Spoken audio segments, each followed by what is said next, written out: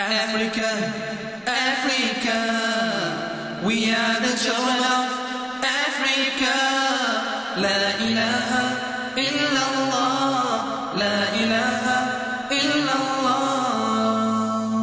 From Mauritania to Ethiopia, from Tunisia to Somalia, we are the children of Africa. La ilaha illallah, la ilaha illallah.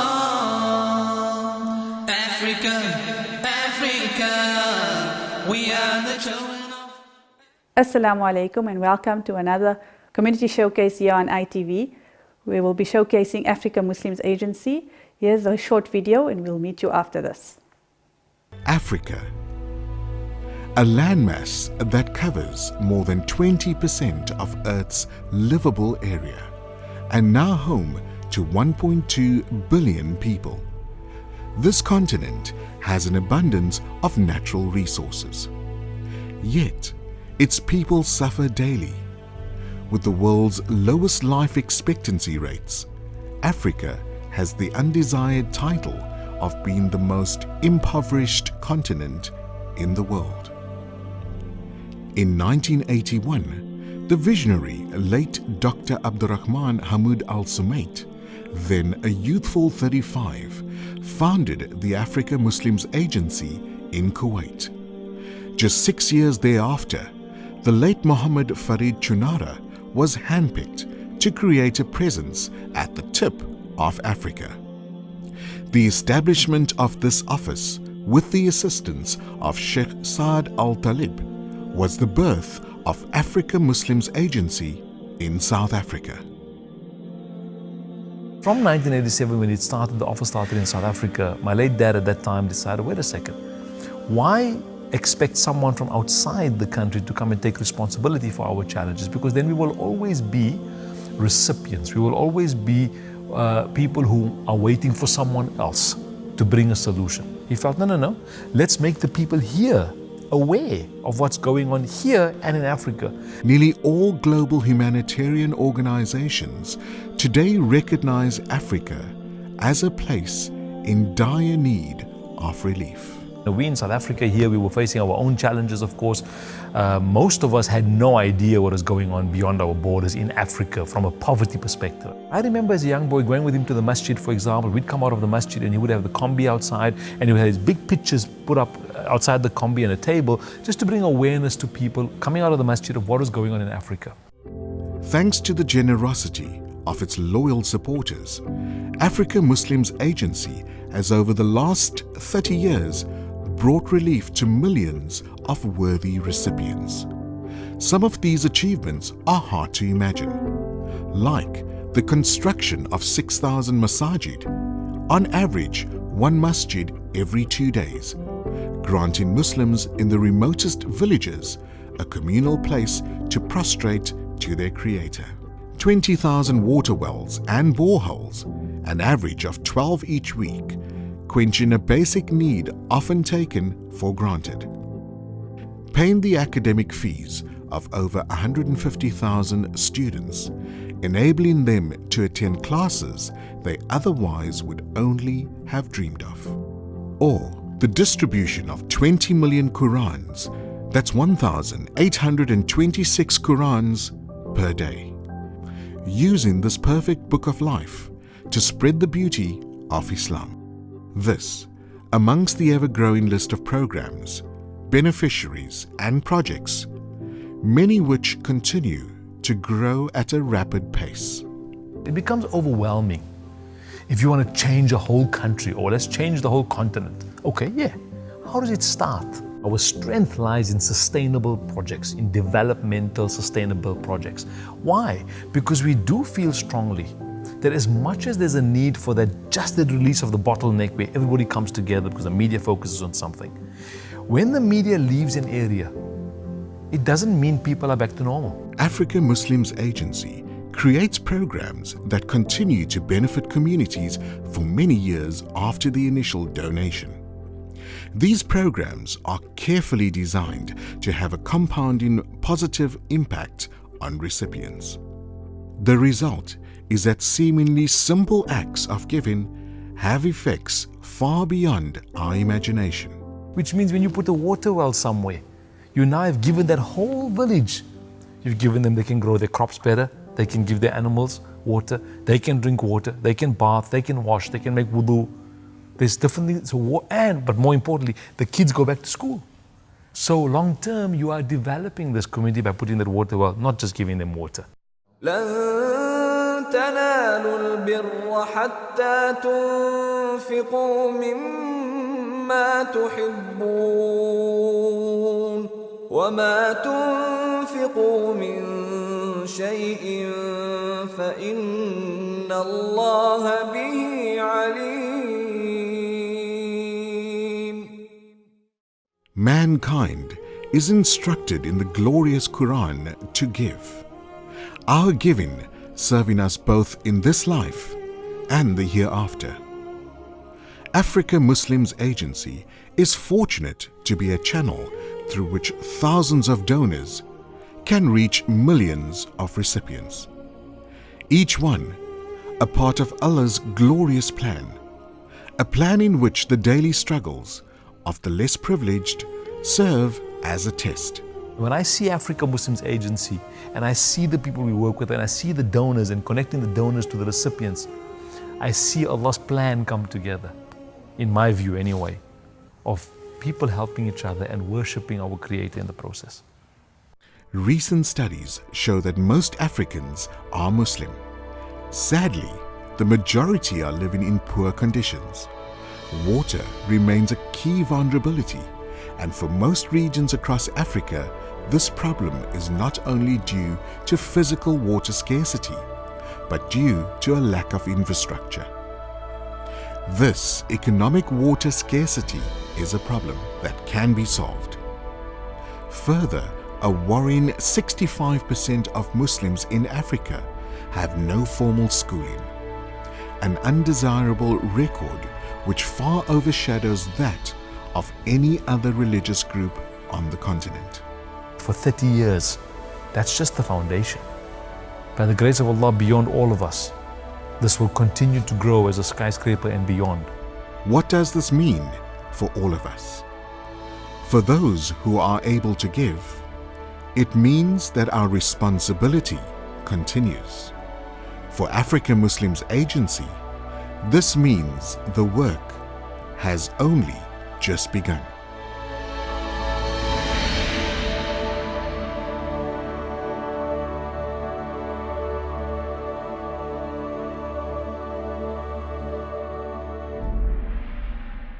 Africa, Africa, we are the children of Africa.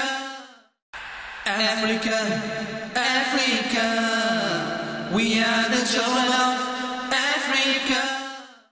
Welcome back from watching our video of Africa Muslims Agency highlighting all our projects we do in Africa and the huge impact it's making in different villages across Africa. The projects we undertake are water wells, boreholes, Islamic centers, homes for the destitute, as well as Masjid. In studio with us we have Sister Tabassum, and she's just returned from a trip to Malawi, and she'll be highlighting some of her experiences she's had there. Shukran, Sister Hawa.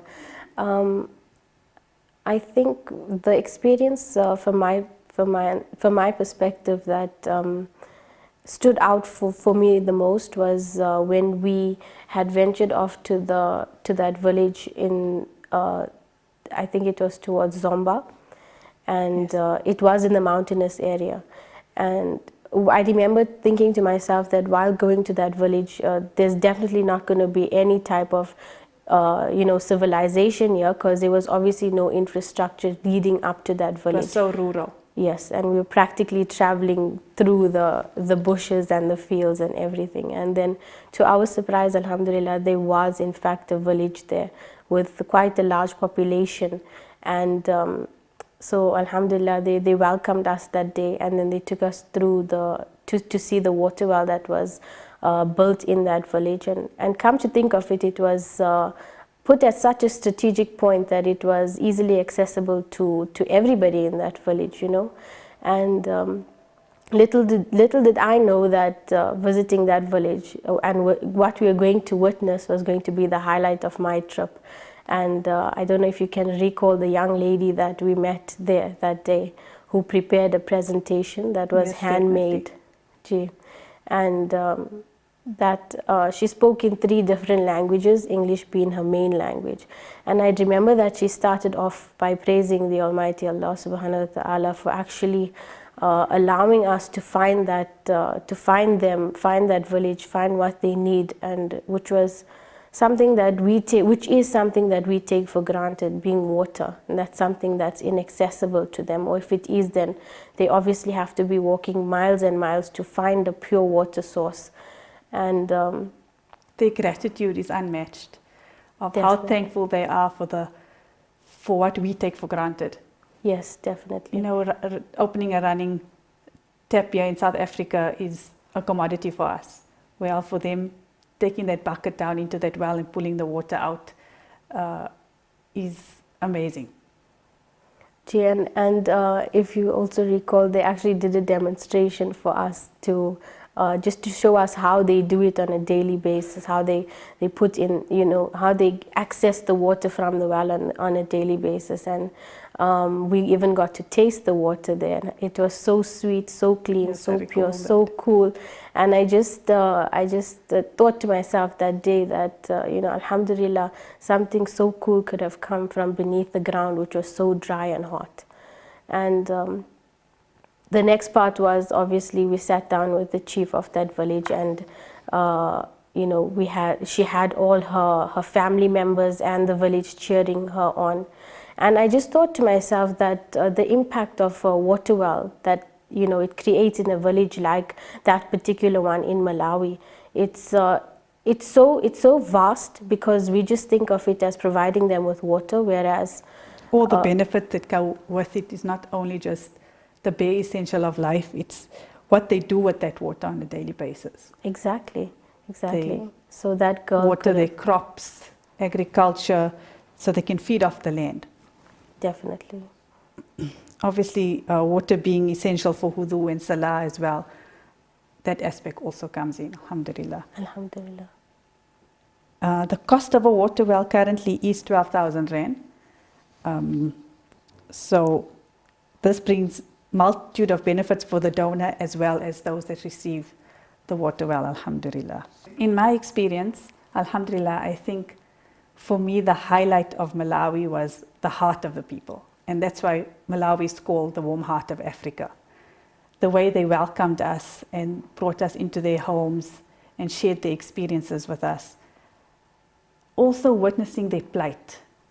I have a 5-year-old daughter at home, and I cannot bear to see her walk 5 kilometers every single day to carry water on her head for the basic necessities of the family. And for them, it's a daily occurrence, a daily challenge. So that for me was heart-wrenching. It makes you also think back of your life at home and what you need to be grateful for, and also how we can come back and assist these people. Absolutely.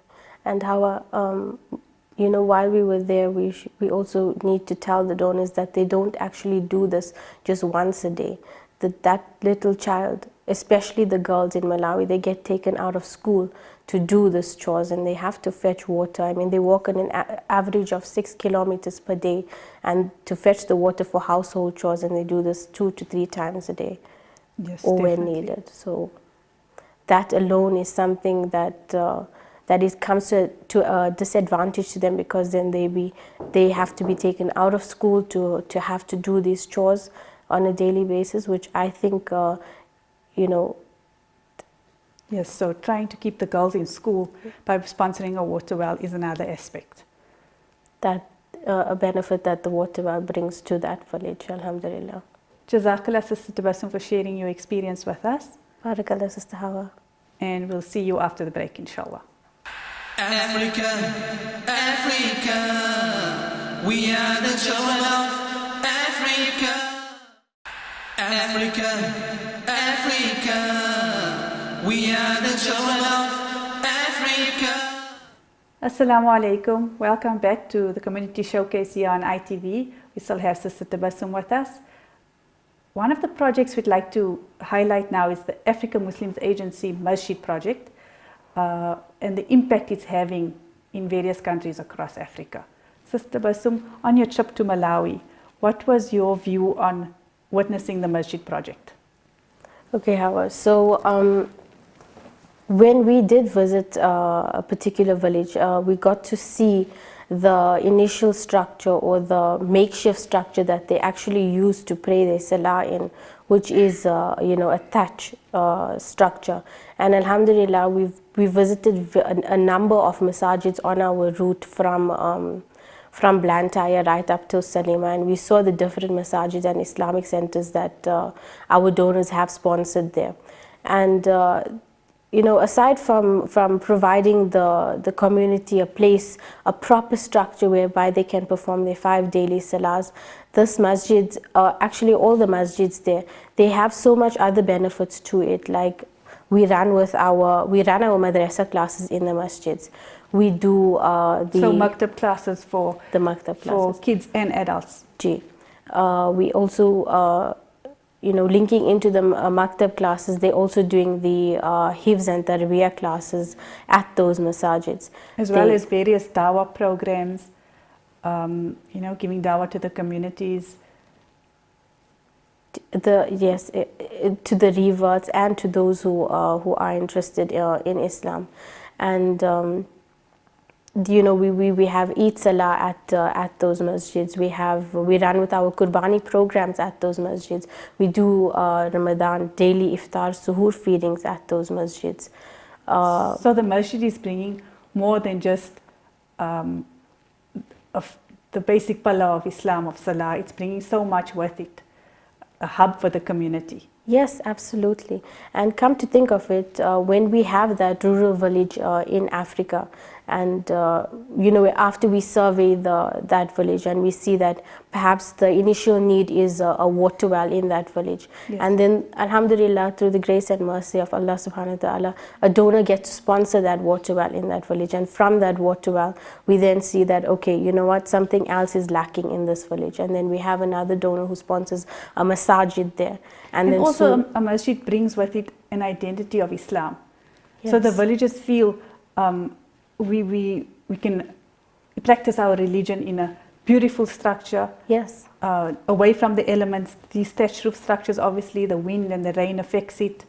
So yes, a masjid brings with it many added benefits as well. Alhamdulillah, it does. And like I was saying also, after that masjid is established in that village, it just creates, like we've mentioned with the examples of the maktab and the Eid Salah, and we also have Janazah Salah that's prayed at the masjid.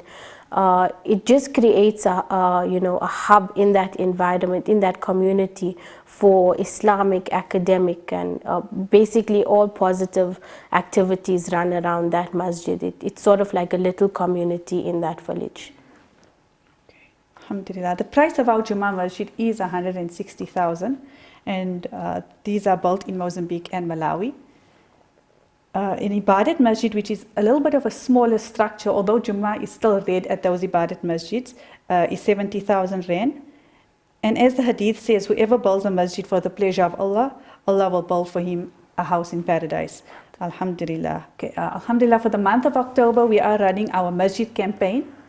One masjid, one palace. So it's 30 masajid in 30 days, inshallah. We've highlighted this campaign because we've seen the need on the ground for masajid in various villages. Jazakallah for being with us, and we appeal to you, our viewers, to take part in our One Masjid, One Palace campaign for the month of October and earn your palace in Jannah. Jazakallah khairan, Sister Tabassum, for joining us here today and sharing your insightful experiences with us. Jazakallah khair. Shukran, Sister Hawa. It certainly has been an overwhelming experience for me, and I'm sure it has been for you as well. Definitely. But there is definitely still a need for water wells and masajids and destitute homes in Africa. So alhamdulillah, if we can get more sponsorships for that, it will definitely enable more communities to grow. Please stay tuned to watch the video highlighting this campaign. Jazakallahu khair. Assalamu alaikum wa rahmatullahi wa barakatuh. Respected brothers and sisters, I'm Hassan Chinara of the African Muslims Agency. And today I'm speaking to you from one of the remote villages inside Malawi, deep in the bush.